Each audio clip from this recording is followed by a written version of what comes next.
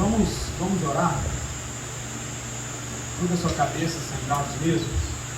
Deus, em nome de Jesus, muito obrigado, Deus, pelo dia que o Senhor nos deu hoje. Deus, obrigado por isso que tem sido compartilhado aqui, que é o Senhor, Deus, respondendo, abençoando, ajudando, o Senhor provendo, Deus. Muito obrigado porque o Senhor é vivo, o Senhor é real no meio de nós, nas nossas vidas, Pai. Muito obrigado, Deus. Quero te pedir em nome de Jesus, fala aos nossos corações nesta noite, Deus. Ministra a tua palavra sobre nós, Deus. Nos transforma, Senhor, para a tua glória. Pai Santo, em nome de Jesus, derrama do teu Espírito sobre nós, derrama da tua unção sobre aquele que vai falar e sobre aqueles que vão ouvir, Senhor. Leva todo o pensamento cativo ao trono da graça neste momento, para a tua glória, Senhor.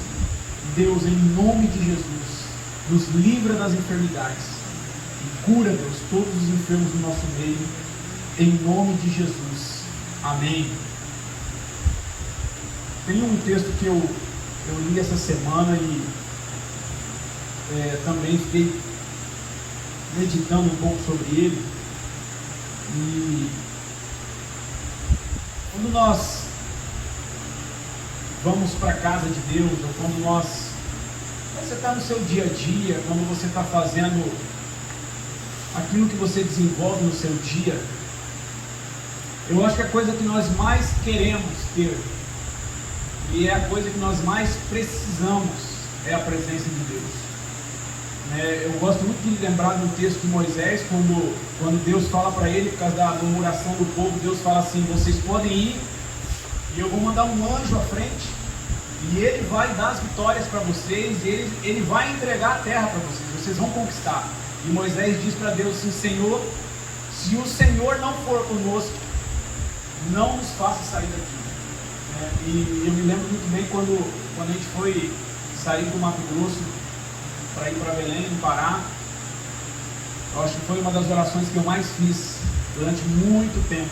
E eu falava isso para Deus: Deus, se o Senhor for conosco, nós iremos. Mas se o Senhor não for conosco, não nos faça sair daqui. Quando foi para a gente vir de Belém para Manaus, mesma coisa. Eu falei: Deus, nós só precisamos de uma coisa: que o Senhor esteja conosco. O restante é o resto. Mas a presença de Deus. E quando nós pensamos sobre isso, eu acho que isso todo mundo concorda. Só que eu não estou falando de uma presença de Deus num sentido de onipresença. E Deus não é onipresente? Deus não está em todo lugar? Deus está. Mas eu não estou falando da onipresença de Deus. Eu estou falando da presença de Deus.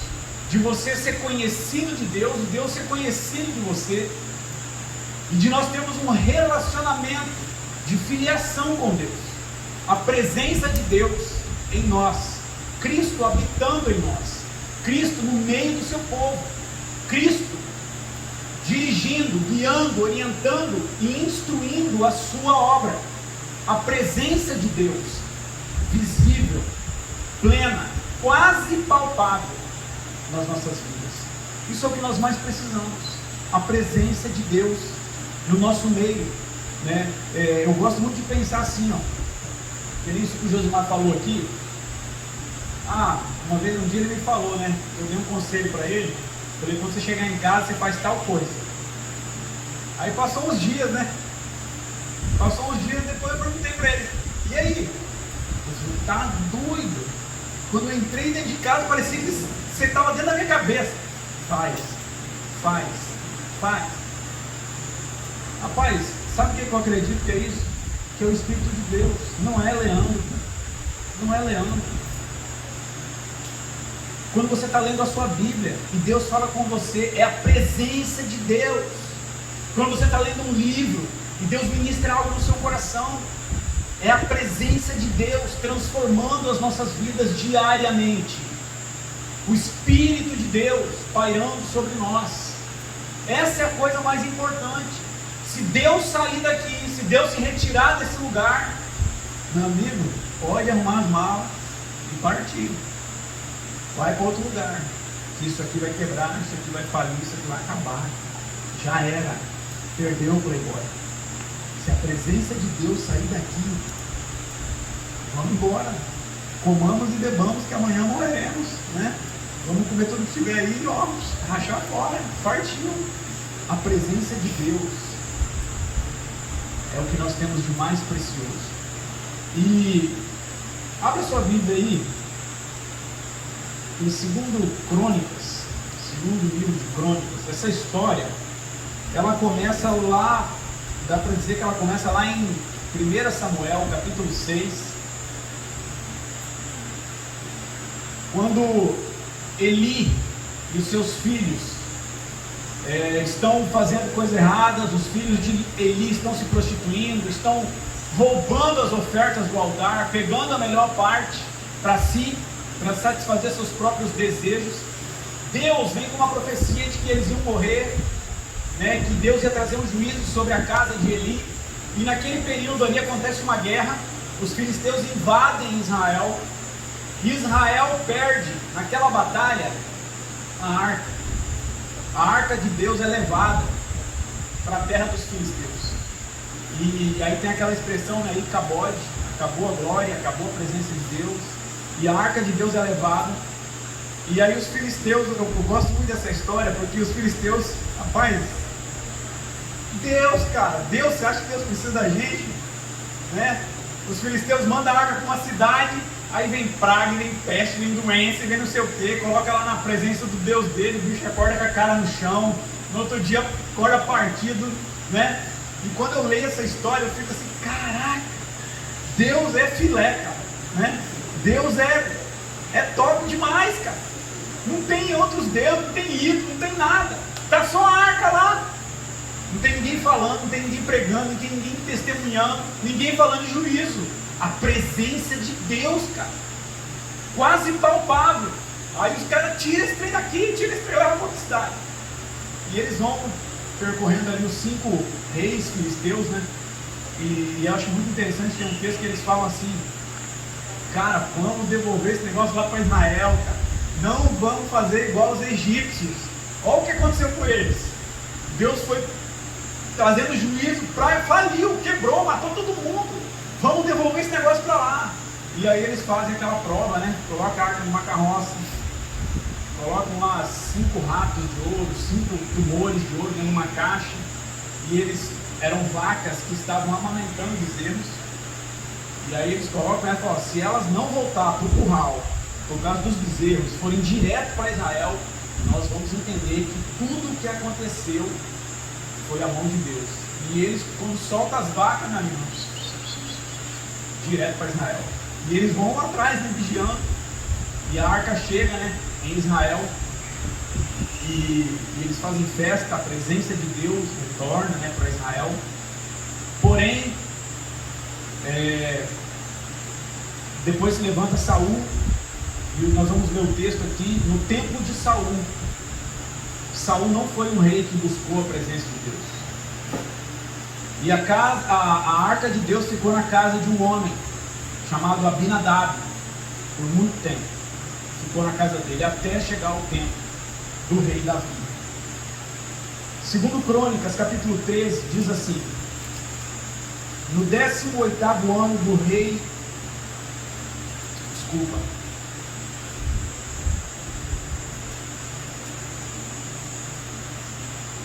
cadê o texto, gente?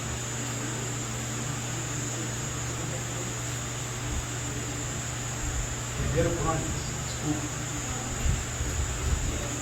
Primeiro Crônicas. O retorno da Arca da Aliança, foi mal. É que segundo Crônicas não é que eu estou lendo a Bíblia agora esses dias. Logo depois de realizar uma consulta a todos os seus oficiais, os comandantes de 1000 e de 100 homens, Davi reuniu toda a Assembleia de Israel e declarou: se estáis de acordo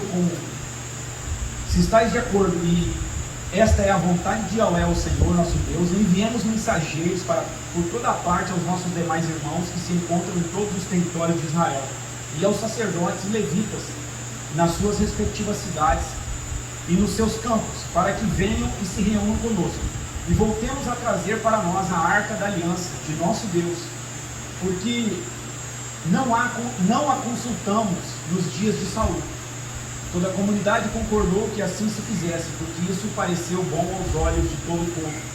Então Davi reuniu todos os israelitas desde o rio Sior, no Egito, até Lebo-Hamate, para trazerem de Quiriat-Jearim a arca de Deus. O rei Davi e todos os israelitas foram a Baalá, que é Quiriat-Jearim, em Judá, a fim de trazer de lá a arca da aliança de Deus, que tem o seu trono estabelecido entre os querubins, a arca sobre a qual o seu nome, Yahweh, é invocado. Da casa de Abinadab transportaram a arca de Deus sobre um carroção novo, especial, conduzido por Uzá e Aió. Davi e todos os israelitas iam exultando, cantando e dançando com todo vigor e alegria diante de Deus, ao som de harpas, liras, tamborins, símbolos e trombetas. Assim que chegaram à eira de Quidom, Uzá esticou o braço e segurou a arca, porquanto os bois haviam tropeçado. Naquele mesmo instante a ira de Yahweh acendeu-se contra Uzá, e ele o feriu por ter tocado a arca sagrada. Uzá morreu ali mesmo, diante de Deus e do povo. Davi ficou contrariado, porque o Senhor em sua ira havia fulminado seu companheiro Uzá. E até nossos dias aquele local é conhecido como Pérez Uzá, a punição de Uzá. Naquele dia Davi sentiu grande medo de Deus, e se questionou: ora, desse modo como poderei transportar a arca de Deus? Sendo assim, não trouxe a arca para a cidade de Davi, mas a deixou na casa de Obed-edom, o geteu. Então a arca de Deus permaneceu durante 3 meses, sob os cuidados da família de Obed-edom, em sua própria casa. E Yahweh abençoou a família de Obed-edom e fez prosperar toda a sua propriedade. Até aqui. Davi reúne o povo, consulta todos os seus oficiais. Gente, vamos trazer a presença de Deus. Talvez se eu falasse para vocês: gente, vamos trazer a presença de Deus. Gente, vamos fazer Deus presente no nosso meio. Né? Se eu chegasse para a liderança, né, amanhã nós vamos ter reunião. Gente, o que nós vamos fazer para trazer a presença de Deus para o nosso meio? Nós vamos fazer isso, nós vamos jejuar, nós vamos orar, nós vamos ler mais a Bíblia, nós vamos fazer vigílias, nós vamos... E talvez a gente ia fazer um monte de coisa, e todo mundo ia concordar. De coisas, de meios, de ações, para que a gente trouxesse a arca de Deus, a presença de Deus para o nosso meio. E eu acho que tem coisas que você deve fazer na sua vida, para você ter a presença de Deus por onde você andar. Nós temos uma promessa: estarei convosco todos os dias até a consumação do século. E nós necessitamos da presença de Deus. E quando Davi faz essa pesquisa aí, né, gente? Bora! Todo mundo concordou. Vamos! Partiu Quiriat-Jearim. Vamos buscar a arca. E eles vão. Eu acho interessante que aqui fala que eles fazem um carroção novo, especial, né? Eu fico imaginando, sabe? Sei lá, talvez eles enfeitados, né? Fizeram um negócio bacana, né? Legal, top, né? Para trazer a arca. Colocam a arca em cima da carroça. Bora para Jerusalém. E só festa. E o povo dançando, né? Se tivesse um rojão, eles estavam soltando um rojão naquele dia. E fazendo festa. E de repente acontece o imprevisto. Você já viu o boi tropeçar? Já viu o boi tropeçar? Particularmente, eu nunca vi um boi tropeçar. Eu já assisti muito rodeio. O boi pula de todo jeito. E eu nunca vi um boi tropeçar dentro de uma arena. Você já viu um boi tropeçar? Andando? Não! Que boi mole, cara! Boi, alguém passou uma rasteira nesse boi, só pode, né? E um cidadão vai e mete a mão na arca.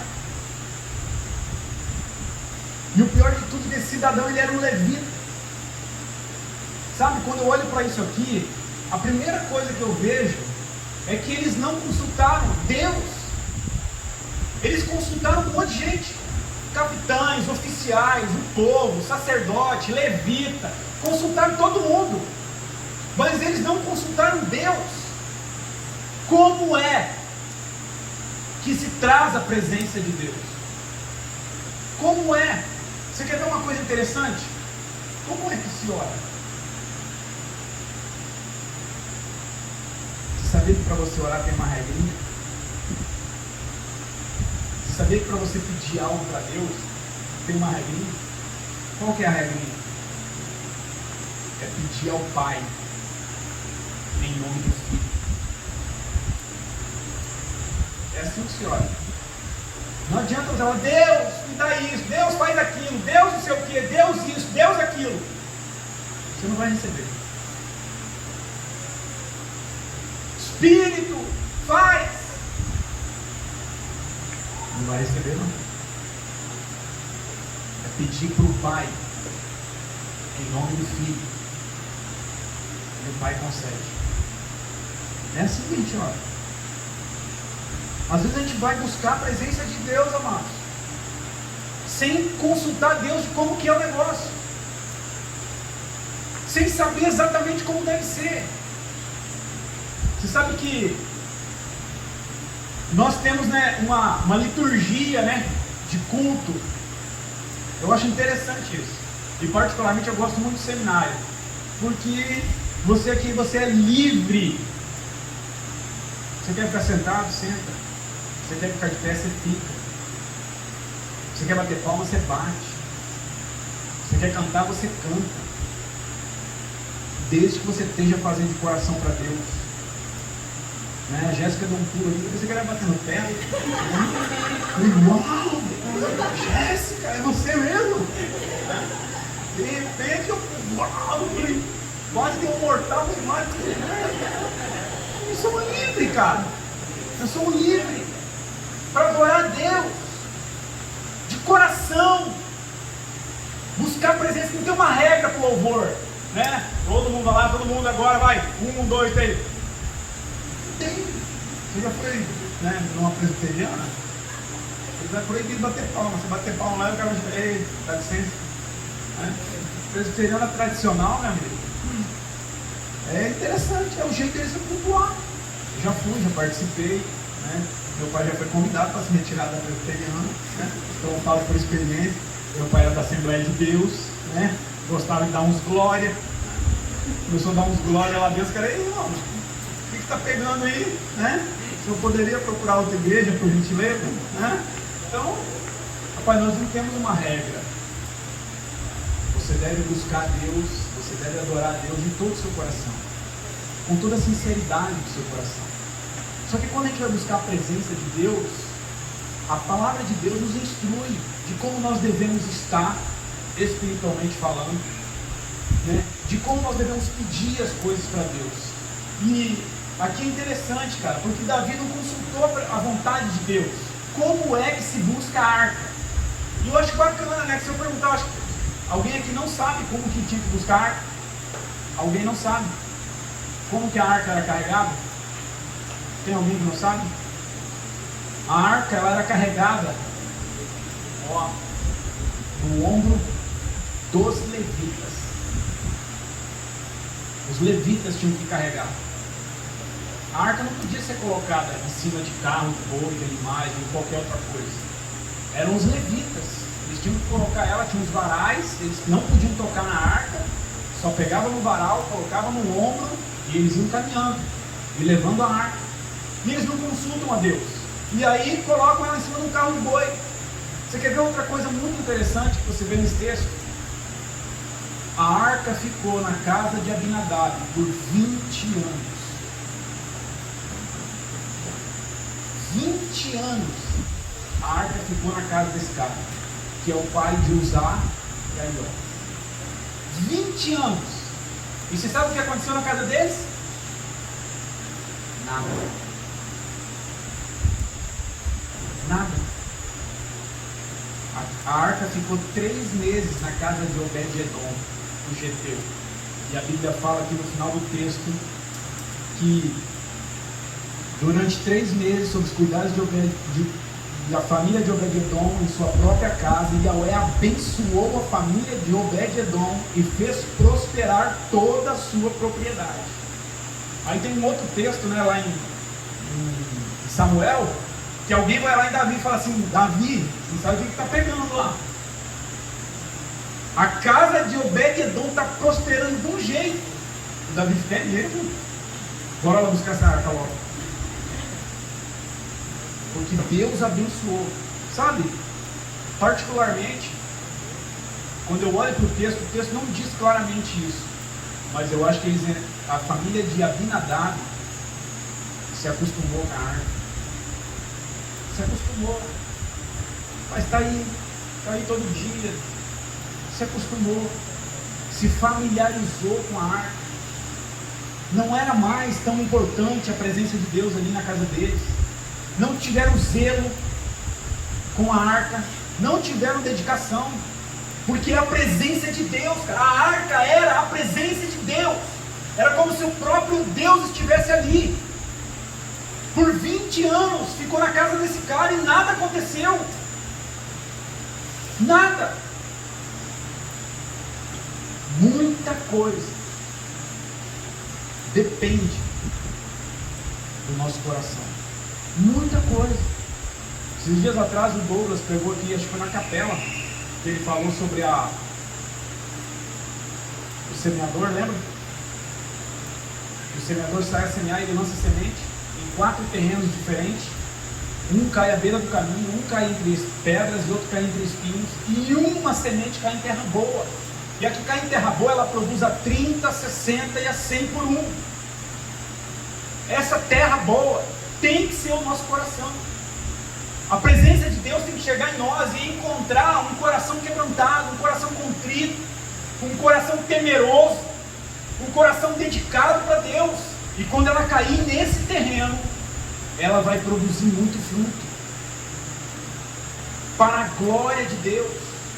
Então muita coisa pode acontecer na nossa vida e pode não acontecer por causa de nós mesmos, por causa do nosso estado. Você sabe, vou falar uma coisa para você. Eu particularmente, eu acho difícil louvar e adorar a Deus com o som que nós temos. Não é ruim? É ruim. É a realidade. É ruim. Né? Quando você pensa, parece que é um gato naquela partição ali. Agora será que tem um bicho ali dentro? Né? Dá uns trem aí que, né? Inimigo, né? Tá? Mas isso não pode nos impedir de adorar a Deus. Não pode. Não pode impedir a gente adorar quem Ele é. Isso não pode atrapalhar o nosso louvor e reconhecer as obras que Ele tem feito. E talvez isso é para nos provar também. É ruim, não é legal. Mas isso não pode nos impedir de adorar a Deus. Sabe, muita coisa depende do nosso coração. De como nós estamos. Interiormente. Se quando essa semente cair no nosso coração, ela vai encontrar uma terra boa. Uma terra que está buscando a vontade de Deus. Uma terra que está pronta, sabe? Eu estou sedento porque eu quero viver para Deus. Hoje eu estava ouvindo uma mensagem, agora há pouco ali, é difícil encontrar a mensagem do Calixto. Muito difícil, né? E aí postaram a mensagem dele lá hoje. Eu falei, tá vivo, né? Ele era da minha turma, né? E eu fui ouvir a mensagem dele. E ele estava compartilhando sobre a obra de Deus. E aí ele usa o texto lá de Bezalel, né? E ele fala que aquele cara, ele recebeu, né, algo de Deus para fazer a obra. Uma capacidade, um espírito. Né? E ele estava falando sobre isso. Sobre a gente estar assim, pedindo isso para Deus. Olhando assim, Deus, como que eu posso fazer melhor? Como que eu posso melhorar a minha busca? Como que eu posso melhorar o meu entendimento na leitura da tua palavra? Como que eu posso vencer o sono? Não é? Graças ao bom Deus, né? Eu não tenho tido sono, muito tempo já. Graças a Deus. Eu tomo uns negocinhos lá, né? Então, me ajuda, né? Café, posso de Guaraná para dar, né? Tomo, opa, me ajuda. É um momento muito importante quando eu vou ler a Bíblia de manhã. É o momento mais importante do meu dia. Eu não posso deixar o sono tirar isso. Eu não posso deixar o sono me distrair, me deixar desatento. Eu não posso. Deus está falando comigo ali. E talvez Deus vai falar algo que pode transformar e mudar a minha vida. Quando você está lendo a Bíblia, você tem que criar essa expectativa. Cara, pode ser hoje que Deus vai falar algo comigo aqui, que Deus vai abrir um leque diante de mim, vai abrir minha visão, vai compartilhar algo comigo que Ele quer que eu faça. Hoje eu estava lendo um livro à tarde, né, de C.S. Lewis, né, ele viaja muito na maionese, né? Cara, que bicho, né? E aí ele está numa troca de ideias assim com um amigo, ou com Deus, sei lá com quem, né? Tem hora que você não sabe com quem está falando, se é com ele mesmo, assim. E aí ele fala assim, ele está falando sobre os imprevistos da vida, e como Deus vai usando essas coisas que nós nem... E aí ele usa um cara, um amigo dele, ele fala o nome e ele fala assim, talvez daqui a 100 anos você terá uma multidão de descendentes e um deles pode fazer algo que vai transformar o mundo. Aí eu falei, nossa, um cara que Deus vai pegar assim, não pode? Eu acho que você pode ser esse cara. Eu acho que você pode ser essa mulher. Mas Deus está falando conosco. Talvez naquele dia que Deus vai, sabe, entrar rasgando com os dois pés. Aí vai. Opa, Espírito. Se cochilou, cara, bem na hora, cara. Na hora que Deus ia. Dormiu, poxa. Não é ruim quando você está conversando com alguém? Quando eu namorava com a Suzy, de vez em quando acontecia, né?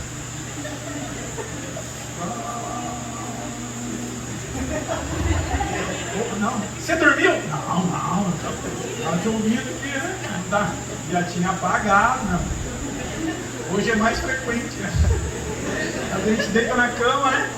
Tá lá conversando. Só tá assim, ó, o barulho do ventilador bem assim. Dali uns 20 minutos você acorda, né?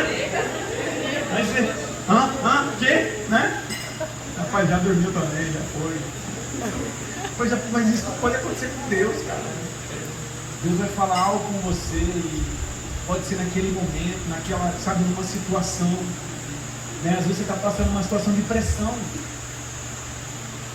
De pressão, cara. Deus quer ministrar um negócio para você.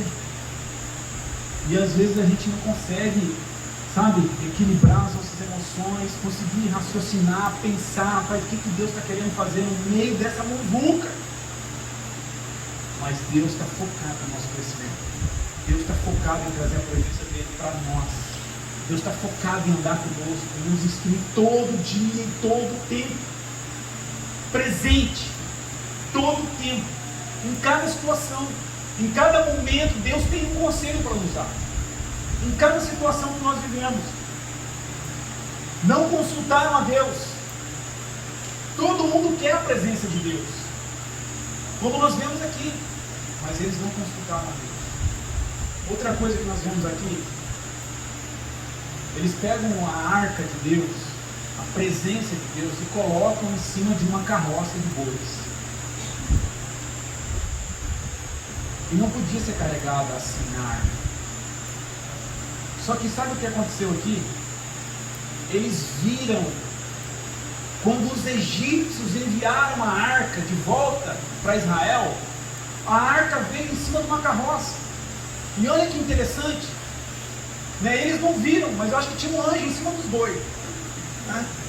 Trazendo. Eles não viram, né? Só viram os bois andando. E chegou lá em Israel. Mas eles viram aquilo, rapaz, vamos fazer igual. Nós não podemos imitar o mundo. Nós não podemos imitar a adoração do mundo, os costumes do mundo. Deixa eu te falar uma coisa. Religião, uma coisa que tem acontecido muito hoje em dia, a religião, ela tem se tornado um tipo de departamento da nossa vida. No geral, as pessoas pensam assim. Eu tenho, por exemplo, eu tenho uma área na minha vida profissional, eu tenho uma área social, né? Pessoas, meu trabalho, minha profissão. Eu tenho uma área familiar dentro de casa, um departamento familiar, e eu tenho um departamento na minha vida que é a religião. Quando eu vou para o culto, quando eu vou para a igreja, quando eu vou fazer algo religioso, agora eu estou nesse departamento, a religião. Isso ensina Satanás. Toda a nossa vida é religião. Tudo que nós fazemos tem que ser para Deus. Tudo que nós fazemos tem que ser para a glória de Deus. O nosso trabalho tem que ser para Deus.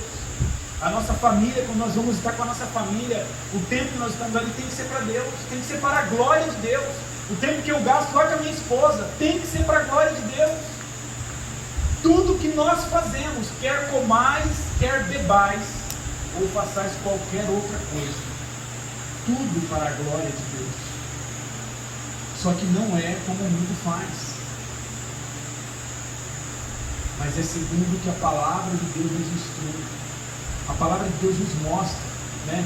Eles tinham que ter, quando você vai lendo a sequência do texto, principalmente se você voltar lá em 2 Samuel capítulo 6, que é ali que conta a história detalhada de quando eles trazem a arca de volta. Na segunda vez, aí sim, eles vão lá, opa, cara, aqui, olha só, estava escrito, viu? Não leu, né? Tem que ler. Estava escrito como que carrega a arca. E eles vão na palavra, vão lá. No Velho Testamento tem toda a instrução. Como que carrega e quem carrega. Porque não é qualquer um. Eram os filhos de Coate. Já? Suzy? Não me deixa errar. Se não for ele, depois ela vai chegar em casa e me corrigir. Porque geralmente é assim, né? Se eu falar uma bobeira aqui, ela vai chegar em casa, ó, você falou isso aí, não podia, falou errado, tá vendo? Não é essa referência aí não. Você acha que é fácil? Né? Aí eu tenho, desculpa, né? Errei. Sei lá, empolgação, né? É assim, né? A gente erra um nome, né? Esses dias eu estava falando de Elias aqui, falei Eli umas 4, 5 vezes, até a pano também, falei, você falou Eli, era Elias. Eu falei, desculpa, né?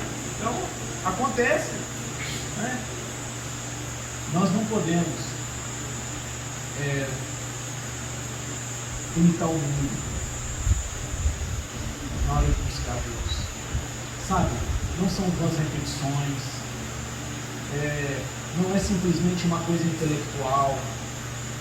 A busca por Deus, a busca da presença de Deus, é amar a Deus de todo o teu coração, de toda a tua alma, de todo o teu entendimento, de toda a tua força, é de todo o ser, é tudo de nós, para buscar a presença de Deus.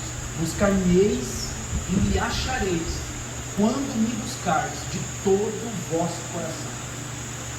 Então a palavra de Deus nos mostra como nós devemos buscar Deus. Então nós não vamos imitar o mundo, né? Você não vai sentar lá e usar as perninhas, né? Você não vai fazer isso. Você não vai acender um monte de velhinha, né, para iluminar o caminho. Nós não vamos imitar o mundo. E deixa eu te falar uma coisa. Tem um monte de gente aí imitando.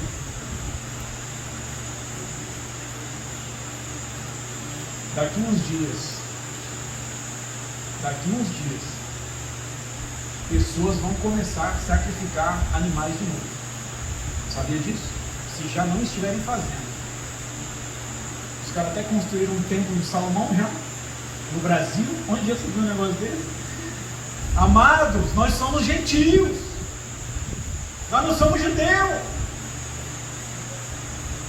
Nós somos gentios. Nós somos aquela ralé lá de Atos que fala assim: não tenha ídolos, não tenha relações sexuais ilícitas, não come sangue e carne sufocada. E vai pra galera. Vive para Deus. Nós somos aqueles caras ali.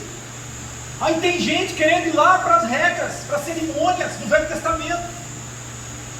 fazer a festa do Hanukkah,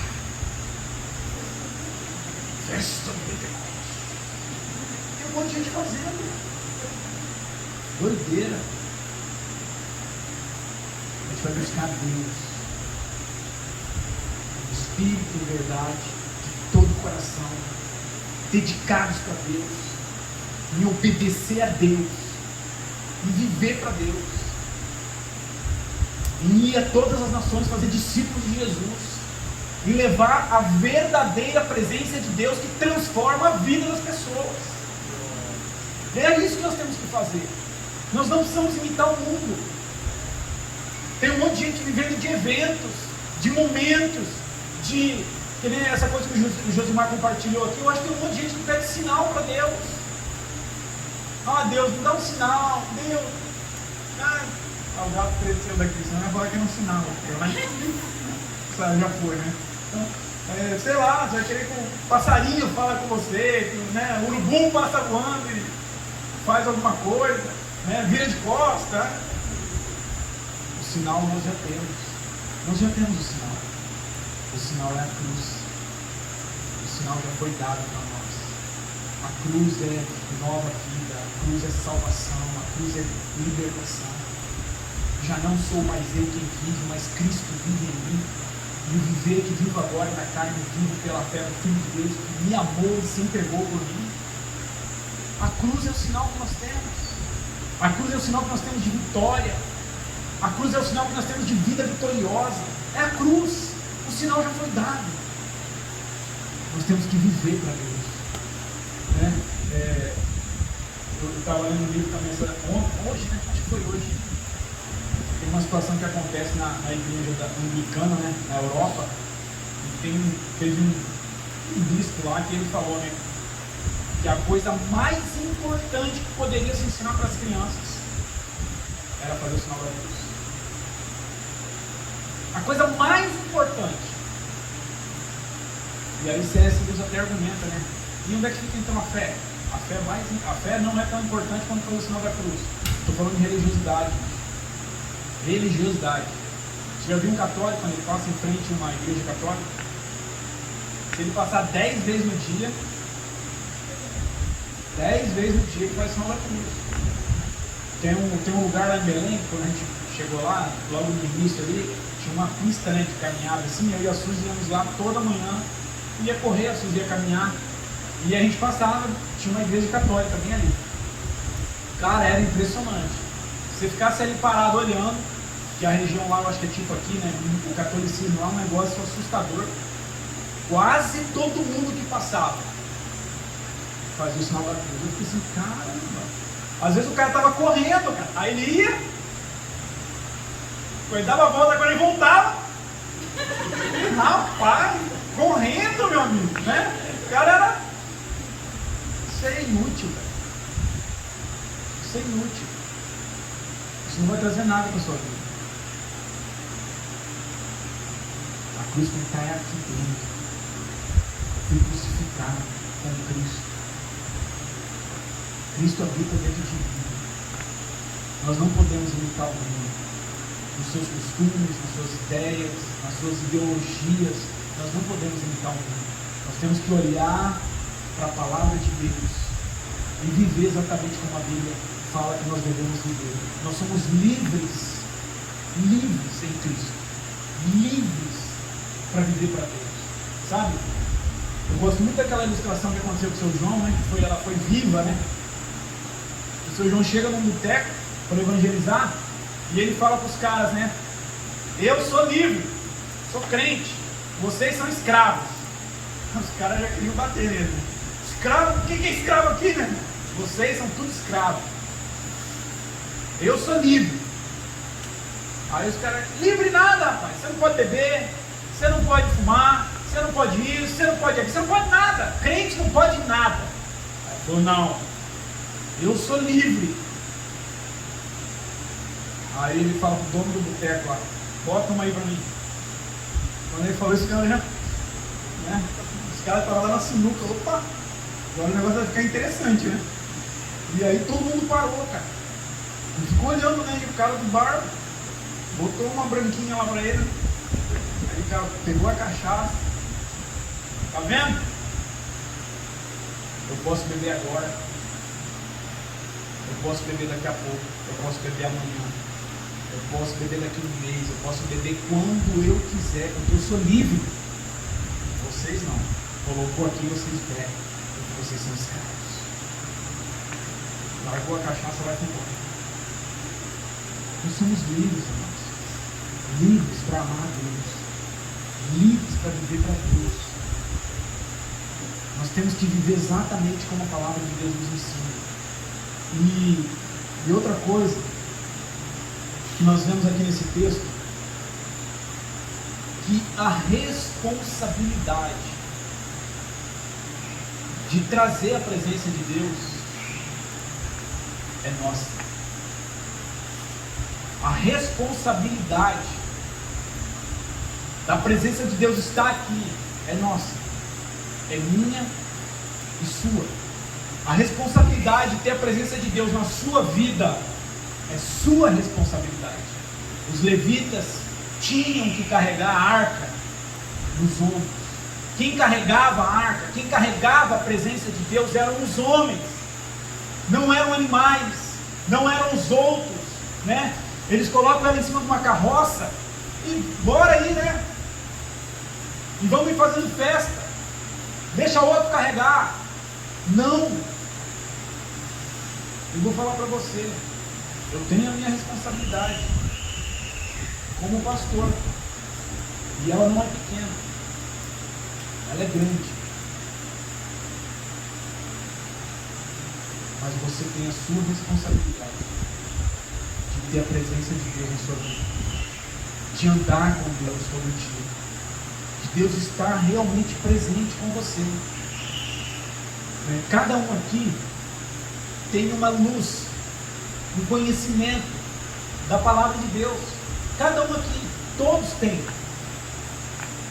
A luz que você tem é a sua responsabilidade de praticar. Você tem essa responsabilidade. Então você está ouvindo. Rapaz, aonde que eu busco isso? Na Bíblia. Aonde que eu vou entender perfeitamente a vontade de Deus? Aonde que eu vou conseguir realmente entender como que eu devo andar com Deus? Como que eu busco isso? Como que eu vivo uma vida santa?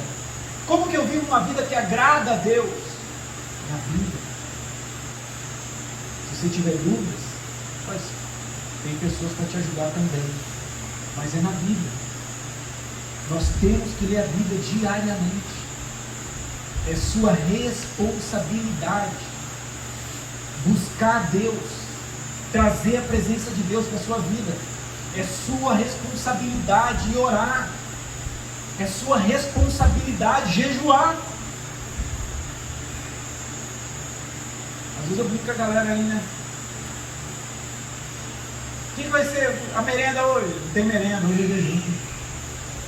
Mas nós precisamos. Nós precisamos, às vezes, gastar um tempo, em vez de comer, fazer buscar Deus. A carne tem vontade, cara. Eu acho interessante, o meu dia do jejum, foi o Douglas que fez isso comigo. Ele colocou na sexta-feira, no dia da nossa reunião. Aí os caras chegam lá, bolo de macaxeira, bola, né? Pão de não sei o que, e eu fico só olhando assim. Quase toda sexta-feira me vem a sugestão: come aí, começa o jejum daqui pra frente, vai até a noite, vai até amanhã, come aí, que tem? Não. Quase toda sexta-feira vem a sugestão. Mas eu acho que foi o Douglas que fez isso comigo. Vou te ligar para te provar. Mas é nossa responsabilidade buscar a presença de Deus para nós. Andar com Deus. Sabe, não tem nada nesse mundo, cara, mais precioso, mais agradável do que você ter a presença de Deus na sua vida. Sabe, o mundo pode estar caindo, problema pode estar chegando, né? Ah, é pandemia, é crise mundial, é não sei o quê. Mas a presença de Deus supre todas as nossas necessidades. Todas. Físicas, espirituais, emocionais, financeiras, conjugais, todas. 100% das nossas necessidades são supridas na pessoa de Cristo. É nossa responsabilidade, sabe? Nós não podemos jogar isso no ombro de outros, nós não podemos jogar isso para as costas de alguém, nós não podemos colocar isso, sei lá, sobre uma carroça, sobre um símbolo, sobre o seminário, sobre qualquer outra coisa. Ela é pessoal. É nossa responsabilidade buscar Deus todos os dias, andar na presença de Deus. Consulte a Bíblia, começa a ler sistematicamente, sabe? Eu não sei quantas vezes você já leu, mas eu não vou perguntar aqui, né? Quem já leu, quem não leu, quem leu quantas vezes. Mas leia sistematicamente. Começa do Gênesis, vai até o Apocalipse.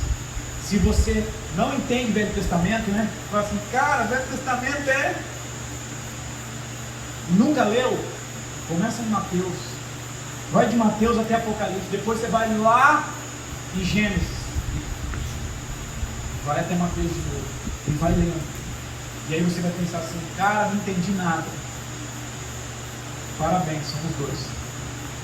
Quando eu li a primeira vez, muita coisa eu não entendi. Muita coisa. Eu acho que tem coisa que eu não entendo ainda. Um dia eu vou entender. Eu acho que tem coisa que um dia vai... era isso, cara. Olha que coisa simples. Leia a Bíblia. Ela é viva e eficaz. Ela nos limpa. Ela sonda nosso íntimo, ela nos transforma, ela nos mostra como temos que viver, ela nos mostra o que fazer para agradar a Deus e manter a presença de Deus em nossas vidas. Leia a Bíblia, é sua responsabilidade buscar a presença de Deus para a sua vida.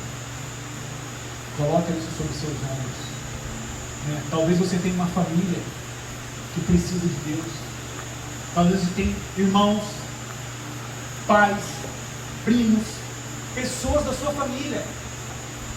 Coloca isso sobre os seus ombros. E seja um pequeno Cristo para a sua família, para os seus familiares, para os seus conhecidos. É nossa responsabilidade, é a responsabilidade dos filhos de Deus ter a presença de Deus na sua vida. Coloque isso sobre os seus ombros e ande com Deus diariamente. Amém? Shalom. Deus abençoe.